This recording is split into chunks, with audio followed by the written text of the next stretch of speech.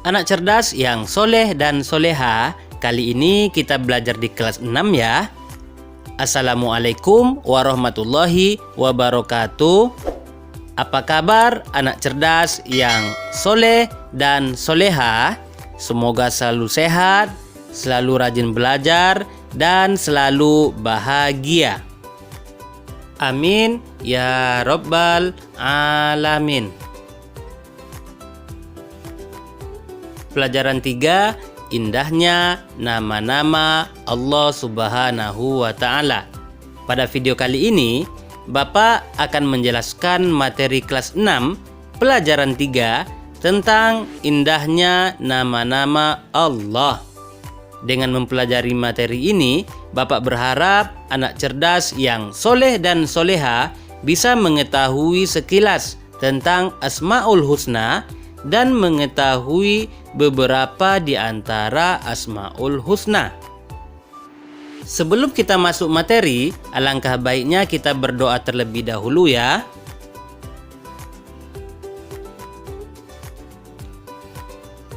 Pelajaran 3, indahnya nama-nama Allah Subhanahu wa Ta'ala. Indahnya nama-nama Allah Subhanahu wa Ta'ala yang akan dibahas pada pelajaran 3, pertama mengenai makna Asmaul Husna, kemudian yang kedua menunjukkan bukti dari Asmaul Husna. Asmaul Husna terdiri dari dua kata, yaitu asma yang artinya nama-nama dan husna yang artinya baik. Jadi Asmaul Husna artinya adalah nama-nama baik yang dimiliki oleh Allah Subhanahu wa Ta'ala. Ketika kita membaca Asmaul Husna, kita menghafal Asmaul Husna, maka akan banyak manfaatnya bagi kita. Adapun manfaat menghafal dan membaca Asmaul Husna, pertama, akan dimasukkan oleh Allah ke dalam surga. Yang kedua, menjadikan kita mengenal Allah. Yang ketiga, mengenal Asmaul Husna sebagai dasar ibadah. Nah, anak cerdas yang soleh dan soleha, ketika kita membaca Asmaul Husna berarti kita telah beribadah kepada Allah. Kalau banyak kita beribadah, maka Allah akan memasukkan kita ke dalam surga. Kemudian kita akan semakin kenal kepada Allah. Asmaul Husna berjumlah 99. Pada materi ini yang kita bahas adalah tentang 4 Asmaul Husna saja. Yang pertama, As-Somad. As-Somad artinya maha dibutuhkan atau tempat meminta. Allah Subhanahu wa Ta'ala menjadi tempat manusia bersandar. Di dalam Al-Quran, surat Al-Ikhlas ayat 2. Bismillahirrahmanirrahim. Allahus Somad. Artinya, Allah adalah tempat meminta. Perhatikan gambar berikut ya. Ini adalah gambar seorang anak yang sedang berdoa kepada Allah. Berdoa dalam artian kita meminta kepada Allah, kita menyeru kepada Allah terhadap apa yang kita inginkan. Hanya kepada Allah lah tempat kita meminta. Kemudian yang kedua yang kita bahas adalah Al-Muqtadir. Artinya adalah maha kuasa atau maha menentukan.